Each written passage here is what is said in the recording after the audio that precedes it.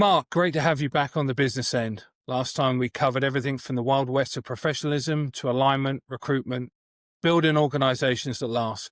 Today we're going to get narrower and deeper. We want to explore the resilient piece, the governance crossover into business, and the skills you still use as a CEO and what's next for you. Welcome to the business end, Mark. Thanks, guys. I mean, it's obviously a pleasure having you back on, and thank you so much for your time, Pleasure. Mark, and one of the greats of the game, really, with what you've achieved. But let's talk about resilience.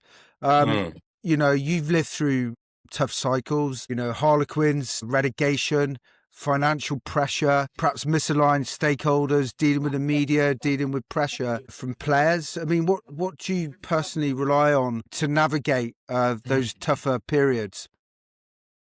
I think when people say that's a really good question, they're thinking about getting their thoughts together, aren't they, normally? But that is a really good question. Look, if you're fortunate enough to be in this, at this level for a long time, as I have been, you'd be pretty unrealistic to expect it all to be smooth sailing.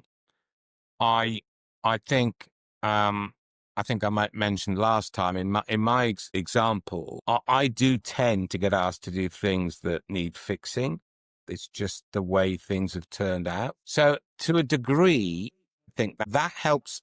In some ways, psychologically, I think that's sometimes easier. If you inherit something or you're given something or asked to fix something, if there is an acceptance that things need to change in order to improve, then in some ways that's an easier situation. I know some people say, well, the time to take over is when things are at rock bottom. And I can see the argument, so long as there are things that you think can be built on. In other words, there are some fundamental strengths that give you a chance, because there are certain jobs where you go, well, actually, I don't care who you get to do that. I just don't think that is doable. And I think those ones you need to be either very desperate or have an overinflated opinion of your own ability, or just really not do enough due diligence. And if you get sucked into one of those, it can be really, it must be, and I never have been, but it must be very, very demoralizing.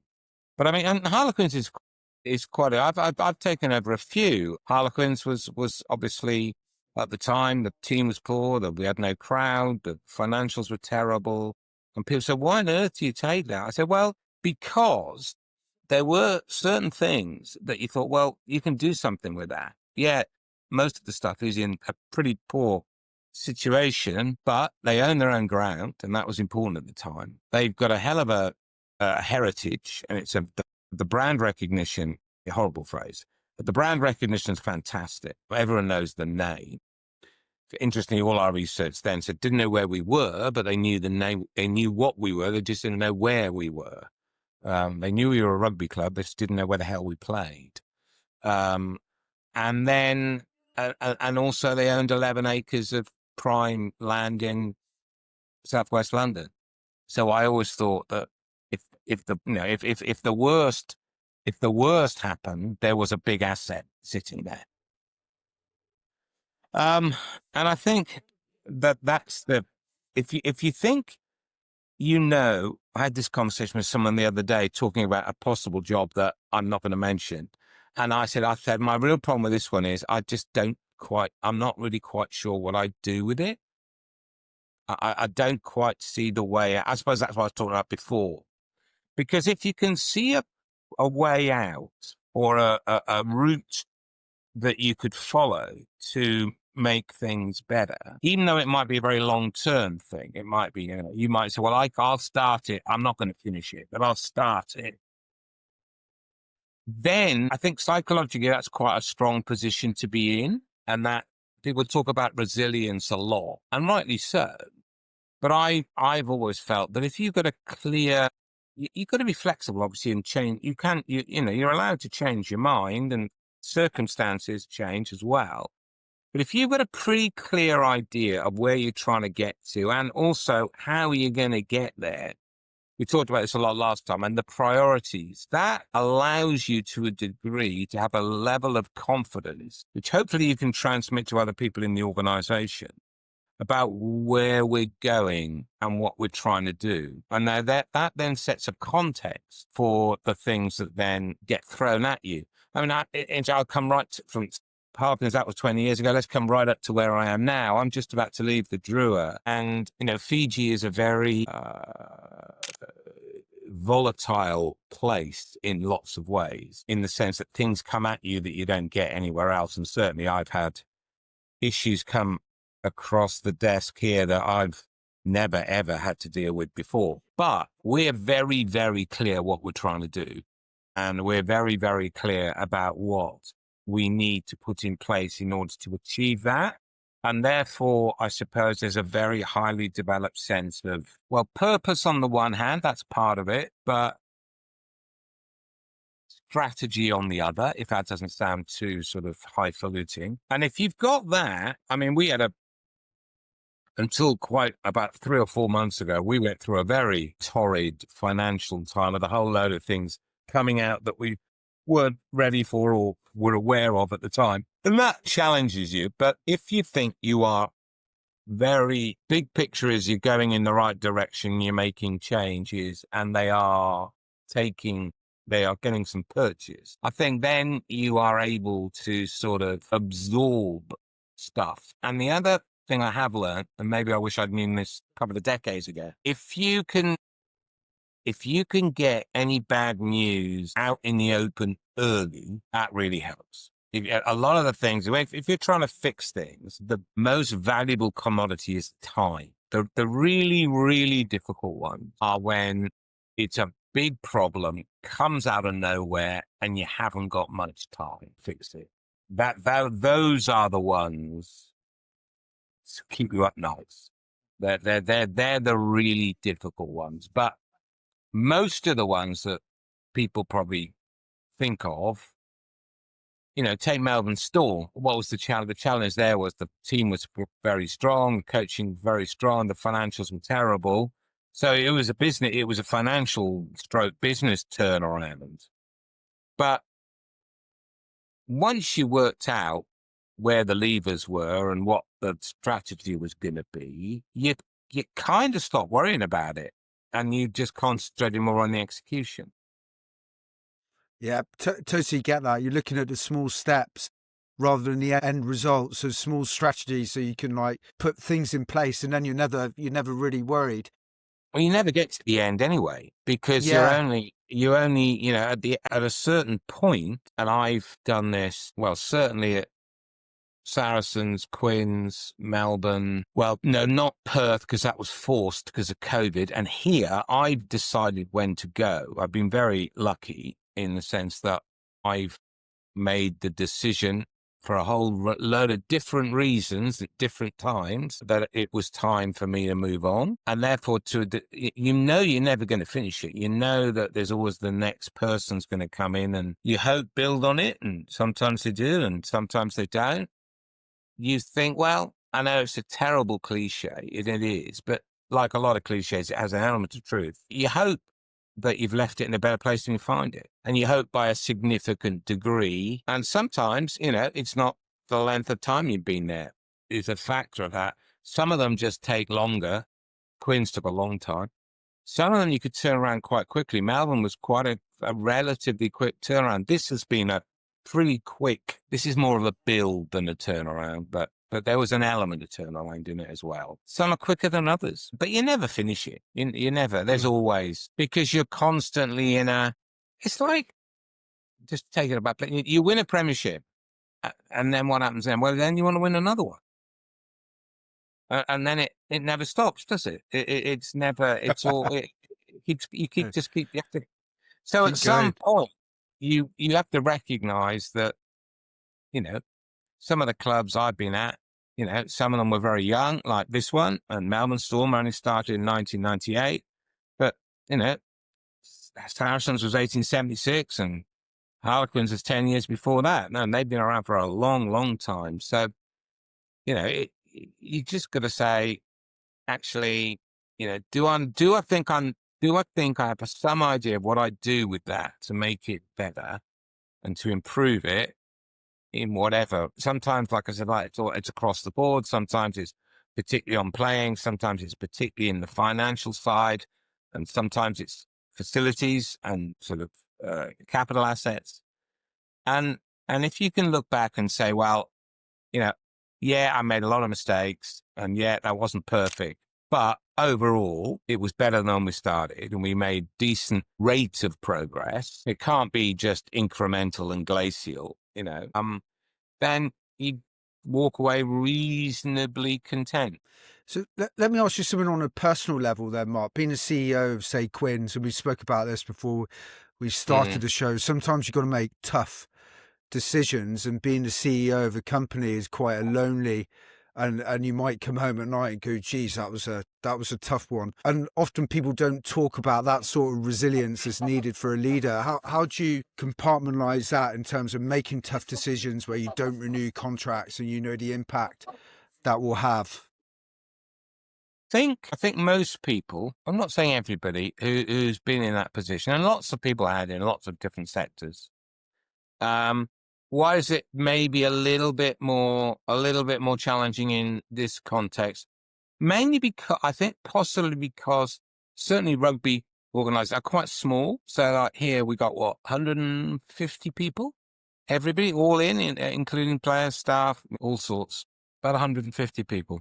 That's not very many, is it? You know everybody personally. Maybe not the 17-year-old who's only been here 3 months, but everybody else. You know most of the people personally. And there is still a degree around most rugby clubs I've found of conviviality and camaraderie and a sense of belonging. So when you have to then take difficult personnel decisions, then it's not like, and I've often thought about this. It's not like, well, the classic one, wasn't it? What was his name? Jack, what's it? In the States, he used to sack 10% every year. In a Jack Welch. That's Okay. right? And that was a multi-billion-dollar company with thousands and hundreds of thousands at one point of people. It's almost like an academic exercise then, isn't it, really? Because you're not doing it, but you're making the decision it needs to be done. But you're not doing it. You're not actually getting the people in your office and saying, I'm sorry, you've got to go, all that kind of stuff, right? You've probably got a 30-strong HR department to sort that out for you. So it is different in that sense. It's more personal and also things which people say there's no loyalty left in sport. I don't agree with that. I don't know whether there's less, but I know that there isn't none. Otherwise, why would people get so upset when their contract isn't renewed? Why would they even talk about, I want to be a one club player? Why do you see people, and we all know them, who never quite get over leaving a particular organization if there is no sense of belonging or loyalty? That doesn't make any sense to me, and it's because I think that is wrong. I saw, and maybe, and I'm not saying rugby is special because I'm sure it's true in other sports too, and maybe. And because I've never worked for a long time in any of them, I don't know. But maybe in the mega leagues, so, the very biggest football leagues, the big American sports, the NBA, and maybe that is true. I don't know. I've never worked in those. Maybe when you get to a certain level of remuneration, it does become far less personal. I don't know. But certainly at this kind of AFL, NRL, the 5 rugby leagues around the world, the sort of those types of teams, but I expect handball and stuff on the continent. I don't buy it. I think there is a degree of emotional connection with this thing, which is, a social construct, of course, but it does have, and why do you think so many coaches put so much emphasis, and rightly so, on the sort of heritage and who's worn the shirt before you and all this stuff? It's not made up. It can be exaggerated, but it's got resonance. Therefore, I think when you have to then make particularly personnel decisions, which aren't always driven by financial requirements, sometimes they're driven by things like, I think he's been or she's been here too long. I think we need a change. Or I think that player doesn't represent value anymore. Or we've got this youngster and I want to bring him on, and that means he's got to play. And that means I've got to move somebody on. And all this kind of stuff. Or I don't think that coaching panel's working. They're all pretty good, but as a group, they just don't quite work. We got to change that. If there was no loyalty and no sense of belonging and no sense of commitment, people wouldn't worry, wouldn't get upset. But they do, and understandably so. So you have to operate in that environment. And I suppose you try to be as upfront without coming across as heartless and as open, and come back to this again, and try to give people as much time as you can. The bit I find when I hear about it, which I just shake my head, is like, you hear players say, well, I got told 2 weeks before my contract expired. I mean, that's just, I can honestly say, I think, other than when we got relegated and I had to cut the squad really quick and hoped I wouldn't have to, I honestly don't think I've ever done that. I probably have, actually, but I can't recall it. I think giving players notice, and it's always a difficult one. You think, well, how are they going to react? Are they going to switch off? Are they going to, what are they going to, how are they going to stop? They've now got no motivation, etc. It's a distraction. And I remember having long discussions with other members of staff saying, yeah, but at the end of the day, they're only, let's say, 24. They've got to you've got to give them some time. So I always thought, on balance, you erred in that direction rather than possibly reducing your risk and leaving it all right nearly to the close. In fact, we have a situation here now where we contract players 6 months after to this. So Super Rugby ends in June and we contract round through to December. And that's partly because 2 reasons for that. One, if you're going to cut the players here, they're on quite good money by Fijian standards. So if they can't find another contract overseas, they're going to have quite a big full drop off in their income. And here, a lot of different families will depend on them, and all. It's a very much more of a collective thing. So partly it's to say, well, let's have a 6-month transitional period where you're still getting paid. And the other thing is, at the other end of the scale, if we finish in June and a couple of players are going off to play in Europe, then they'll have to pay a release fee because they're contracted to us till December. And they can afford it. They can pay the little old brewer a bit of money for the privilege. Yeah. Yeah. No, I mean, that's just an example of how you can actually structure something that gives a degree of support and help, player welfare, whatever you want to call it, and actually makes a lot of economic sense to the business as well. Yeah. Just a quick follow up on that.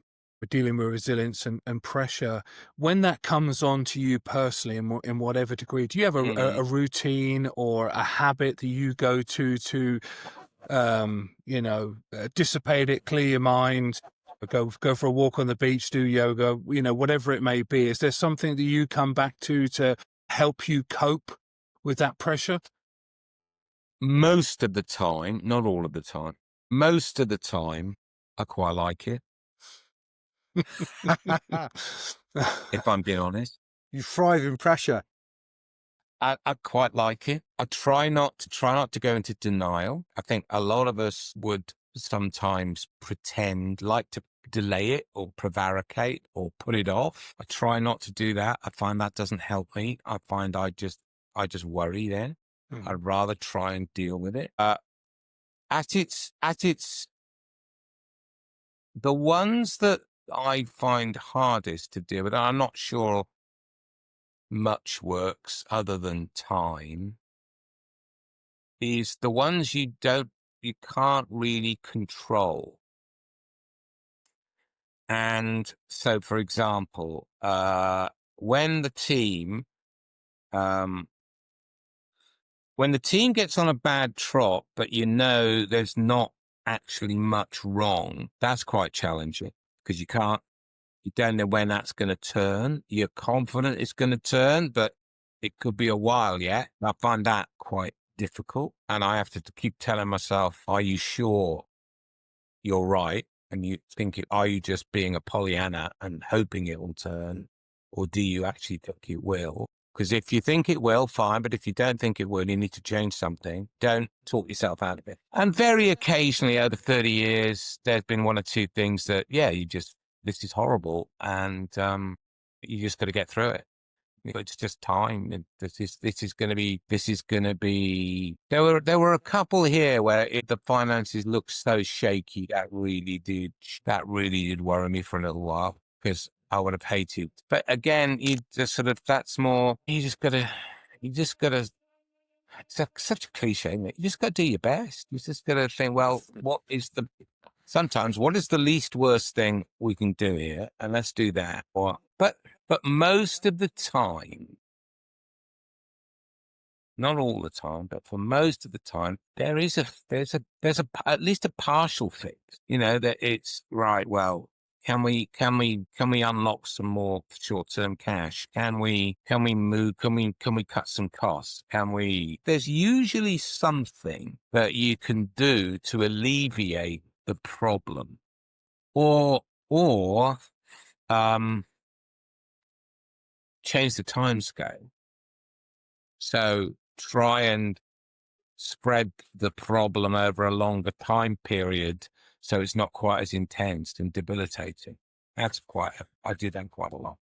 That's a really good golden nugget, that, Mark. Yeah. For business. Yeah. So I actually might implement some of this myself. It's a little bit like the bit I said earlier on about the ones that are really difficult or the ones that come out of nowhere are quite big and you've got no time. Yeah. By definition, the reverse of that must be a decent thing to try and achieve, which is spread it over a longer time period. And therefore, it's a little bit like breaking things down into manageable chunks, isn't it, really? It's like saying, if I can't break this down, it's going to overwhelm us. So you got to break it down. Mm-hmm. Yeah. You got to kill the monster whilst it's small, as they say. Yeah, cut off one leg and not worry about the other three. Yeah. Do you ever think, as well, Mark, that sometimes you'd say give players as much notice? Totally respect that. Do you ever come across instances where I'm saying, right, I'm not going to give them notice because if I give them any notice, it's detrimental to the team. So I'm going to ambush them and tell them the day before? Not really. No, I think I've heard people say that, and I know some people who do it, and I don't think in the long run that work. I do understand tactically occasionally. In fact, I probably would go the other way and say, if you genuinely think a player's going to react badly, or sometimes the player comes to you and is acting up and acting. Players do act up for a move and things like that. Sometimes you actually should think, my natural reaction is say, we'll manage our way through it. And I look back now, I think actually, I think of a few occasions where that was wrong and we should just cut our losses. Yeah. And we should just get rid of him. He wants to go, get rid of him. Yeah. Because, and then people say players have got no power. It's partial. That's not entirely true. Because if a player really does agitate, most clubs will let them go because the impact on the rest of the team is so significant. And usually, as long as it's just the odd player, the right thing to do is just to cut it. Yeah. Just go, you know what? And if they genuinely don't want to be here and they're genuinely going to be, they're enough of a dickhead that they're going to act really poorly, then you think, well, actually, I don't want them dragging other players with them. There's always players in a squad who are disillusioned. They tend to be the ones not being picked. And it's like, and you think what you can't do is let that spread. So actually, rather than I suppose, the answer to your question is, rather than let's wait right till the end, I've always tended to go, let's go even earlier. Yeah. It's why I've always felt, if you've got a player on unders, where they're being paid less than they're worth, just because usually with a very young player or something, you want to cut into that contract early. Yeah, don't let it, just because you've got a great deal and you've got another 2 years to run, don't let it run 2 years. Yeah. It's a false economy. The player will feel exploited, or he'll be told he's exploited. And the fact that he willingly signed the contract 2 years previously is neither here nor there. Yeah.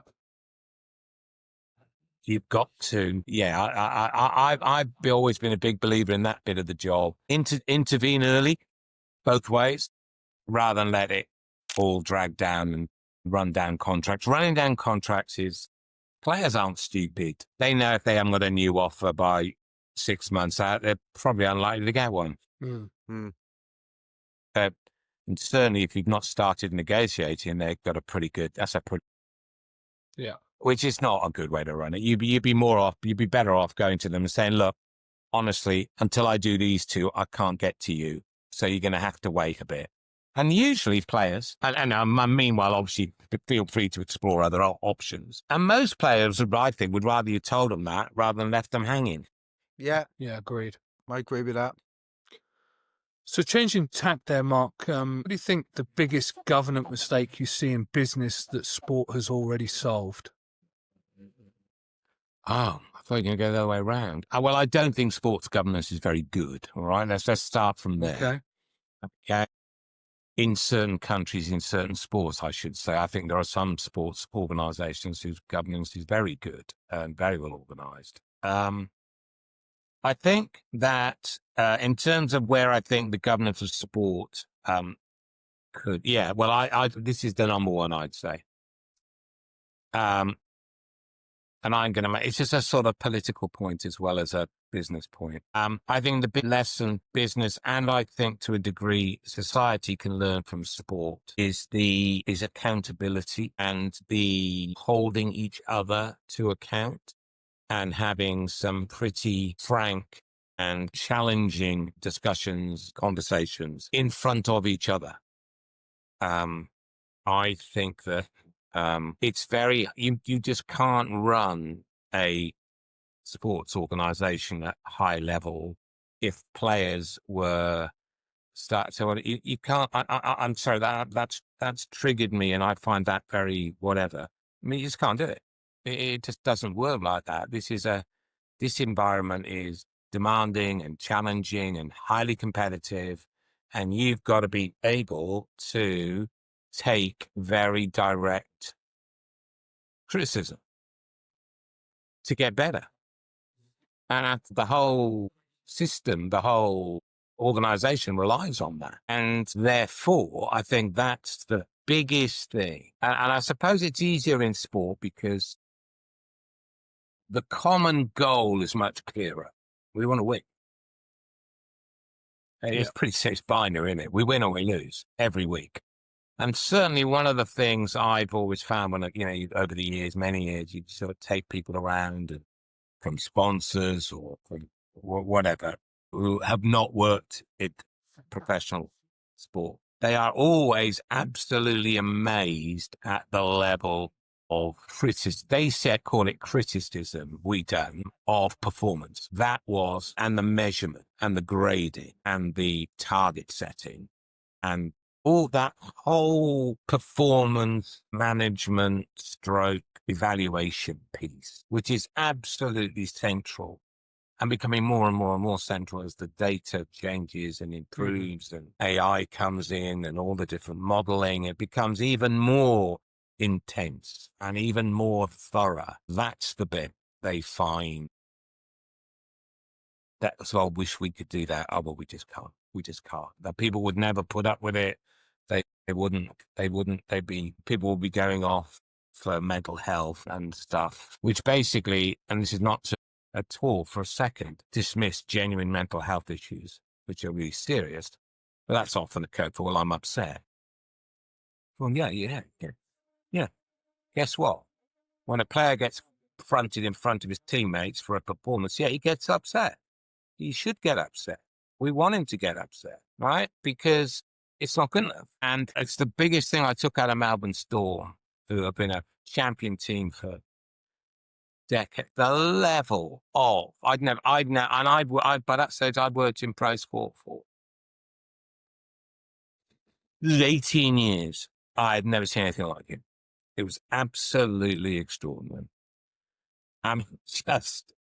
It's quite hard to describe. And then they used to go out as if nothing had happened and train the house down. Can you give us an example, Mark? Is there something that springs to mind that's shareable? I could, but I'd be betraying the confidence, so Okay. I better not. But I mean, it's very, very personal. You're this, you're that, you did this, that's not good enough. What were you thinking of? I mean, really, and from very, very well-known, high-profile players on both sides. I thought it was brilliant, and I'd never seen anything to that level. Yeah, I think what you were saying that, you know, business say they couldn't bring this into the business world. I actually think they could. I mean, me and Fitzy always say that if they could bottle like 10% of what you get in a rugby team, the business will benefit loads. But also, I also think it's about recruiting the right people as well in the first place. And that's a big thing. I know businesses are slower to change.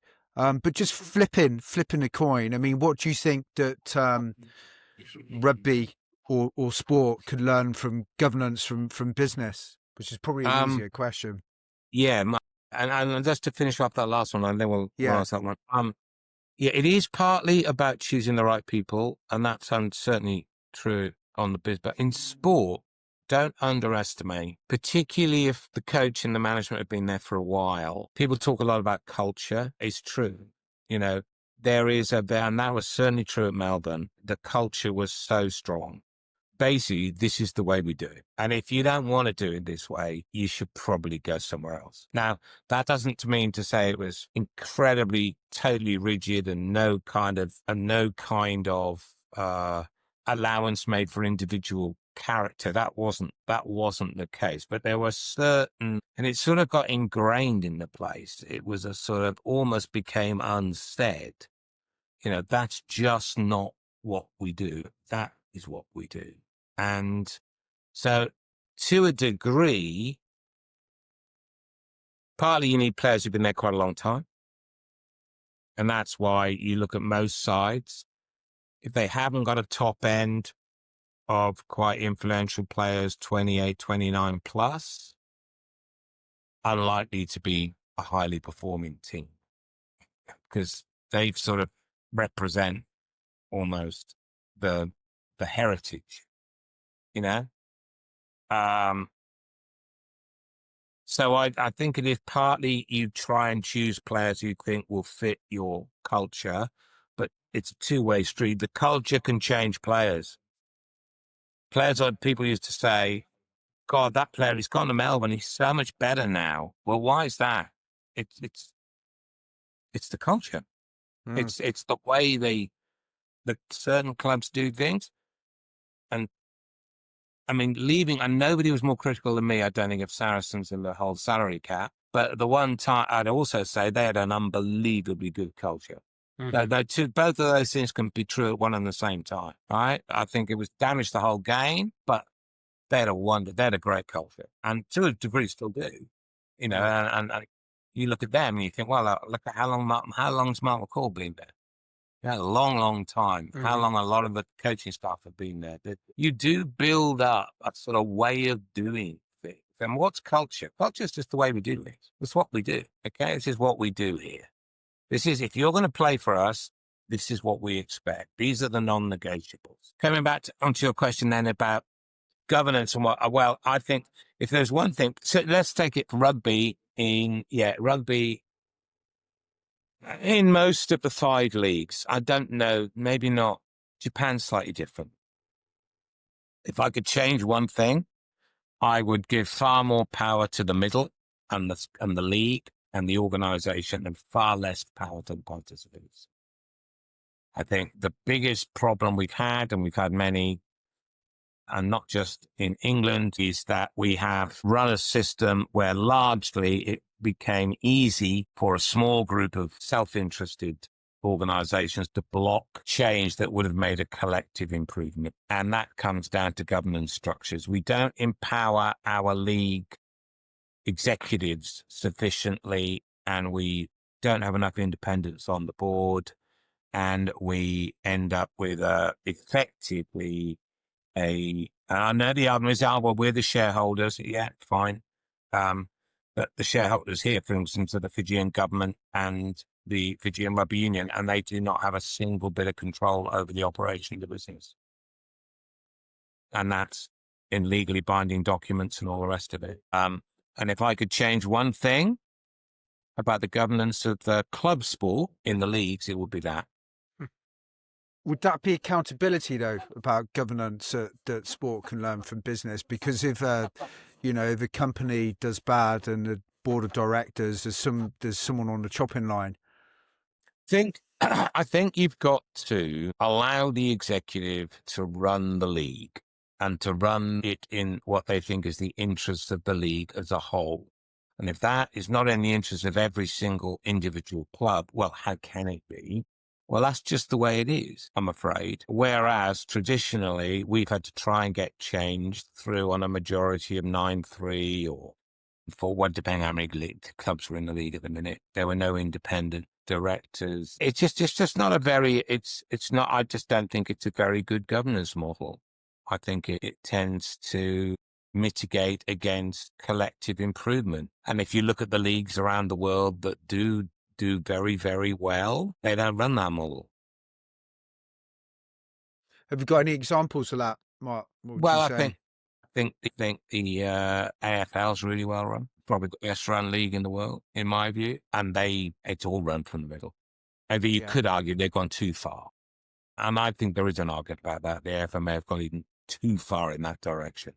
But we could go a lot further and get nowhere near them. Yeah, I think they're one of the best run. They genuinely do. That's why they manage expansion of the league so well. That's why they manage competitive balance so well. It's why they're able to keep wages as a sensible percentage of the overall revenue so well.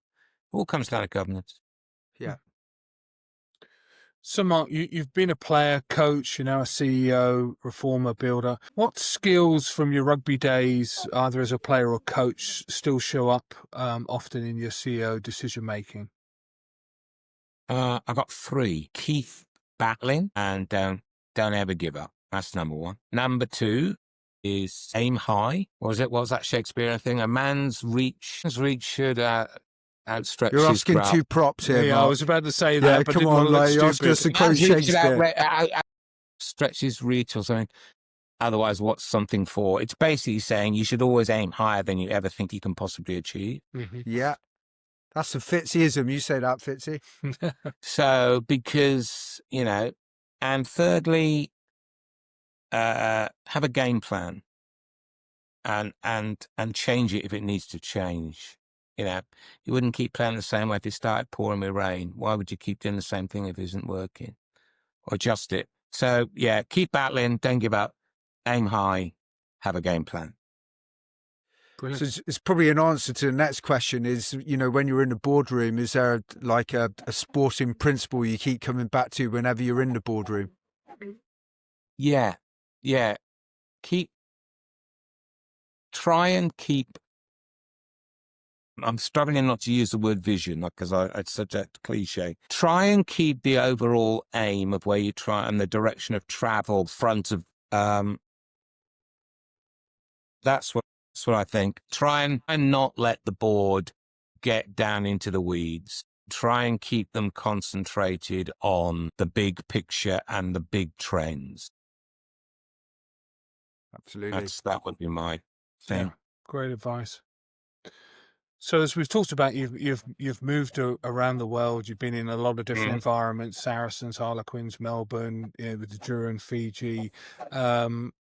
What's the next chapter hold in store for you? And is there a project you still? Come on, Mark, spill the beans. Who are you speaking to? Is there a project you still, dream of doing? Yeah, there's loads, but I'm realistic. Look, I've never had never had a plan for myself. I've always had a plan for the organization. Mm-hmm, As I said earlier, I've been fortunate. I've been able to always leave on my terms and at my time of choosing, but I've never had a plan for the career path. People say to me now, will that be it now? Will you retire? I don't think so. No, I don't. But I do accept in this what I do, you wait for the phone to ring, really. You wait for somebody to ring you and say, do you fancy this? And if you do, then great. But I do accept, I'm realistic. At some point, the phone will stop ringing. And then I suppose I've retired. You'll find a way, though. You'll find a way, Mark. I mean, are you still driven, though? When you started out coaching, you're very young. When you started at Saracens, are you still driven by those same motivations as you did when you're in your 20s? Pretty much, yeah. I'm very I mean, I've worked mainly in rugby union, not entirely, but it's my sport that I grew up with, and it's where most of my sporting career has been. So yeah, I'm still very passionate about growing the game, taking it, either growing clubs that were not traditional or had fallen on hard times, or in countries where I felt it was underdeveloped or could have not lost causes. I'm not, as I said earlier, I'm not interested in that. But yeah, I'm pretty driven. Yeah, I don't think that ever goes. If you're like, I don't think so. yeah, if you're when I say obsessive, I mean you just get such a buzz from coaching, clearly, and managing and leading. Yeah, and that never I changed. like the ambience of it still. Yeah. On the whole, most of the people are really good people. Yeah. Well, we've got Mark to the quick fire questions, which is where he wanted to get. Right. It's taken us 2 episodes, Mark. So got to hit us with Strap this. in, gut answers only. Best player you've ever worked with? One in league and one in union. Okay. Best player in league, Cooper Cronk. Absolute, unbelievable halfback. And if you ever want to learn anything, if you're a halfback in league and union, go and watch him and Matthew Johns on their show at the moment. It is an absolute education. And someone once asked Billy Slater, who was in the same team and is an Hall of Famer, will become an immortal. So you got you and Cameron and Cooper in the same team. Who runs the show? And Billy said, Cooper gets what Cooper wants. And in union, best player I ever coached, worked with is, oh God, there's so many. David Wilson was fantastic for the 1 year he came to Quins from the Reds. What a player, what a captain.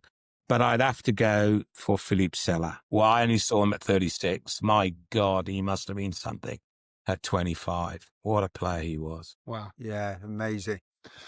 One book or thinker who's influenced your leadership most? I can't. Hundreds and hundreds. I got literally hundreds and hundreds of books on sport and leadership and stuff. Pat Riley, I really thought his stuff was great out of basketball. I thought couple of Mike Brearley's from cricket were get their classics now, but at the time they were very influential on me. It's going back a bit in my earlier years. But I mean, to be honest, if someone's written a decent book on American or European of any sport, I've probably read it. Not every, I'm sure I've missed some great ones, but I've read an awful lot of books on coaching teams, leading teams. Yeah. Why would you not? Yeah. Why would you not? Agreed. Toughest opponent on the pitch or across the table? Right. Graham Dorr. By a mile. By an absolute country mile. Frightened the life out of me. There's another hooker, a guy called Wayne Hall, who played a few times for Wales and played for Bridgend. And I played against him at youth rugby. He played for Pencoed and I played for St. Peter's. And I think we might have been in the same Cardiff and District sort of whatever team. I'm not sure, squad or something. Those two, they were just... Back in the day, no cameras, no flags. Jeez, I'm coming out in a rack thinking about that. Never mind. Yes, nothing in the boardroom has got anywhere close to that. Fair enough. She sort of, I'm not going to say fear because can't play rugby if you're fearful, but Christ, you knew you were alive. That was life. Fair enough. One daily habit that keeps you grounded. I try and exercise every day. I don't always achieve it, but I sort of usually get to about 5 days a week. I do try. That's good. Very good. One piece of advice you'd give to your 25-year-old self. Don't rush. I give a lot of advice this to young coaches and young executives, and and we talked about it earlier before we went live. I said a lot to coaches, particularly those now with coaching panels are much bigger. You can be there are lots of more different roles, more opportunities therefore. But if you want to be a head coach, don't rush. I did, and it was a mistake. I was a head coach at 32, way too early, way too early. Wasn't ready for it, looking back. But I was terribly ambitious. I thought I knew everything. So I would say now, you want to be a head coach, you probably are going to get defined by your first job. So don't rush. Take your time. Make sure you're ready. Do your apprenticeship. Choose the right club. Don't jump at the first offer you get. If you're in this for the long haul, you might be coaching for 40 years. Look at Wayne Bennett. He's nearly 80. He's still coaching at the top level. All right. If you're in this for the long haul, make sure you've done your work, you're confident, and choose the right first job. Don't just offer the one. Just don't take the first one you're offered because you're just so desperate to do it. Advice. That's a great piece of advice. Is patience. So Mark, thank you so much for coming along. Do you know, Mark? You don't know this. I've got a letter from you when I was at Cambridge saying come down and play for Saracens. I was trying to recruit you, was I? I was at night for talent. I turned you down because I thought you'd there, Mark. You did. Yeah, mate, along with many others at the time, Liam, you turned us down. We got used to it. I just wanted to play rugby with Fitzy. But Mark, it's been an absolute pleasure listening to you, and I'm looking forward to breaking this down. And thank you for doing round two. And we look forward to seeing you back in the UK in a few weeks as well. Thanks very much, guys. It's been a pleasure. Mark. All the best. Thank you. Cheers. Ta-da.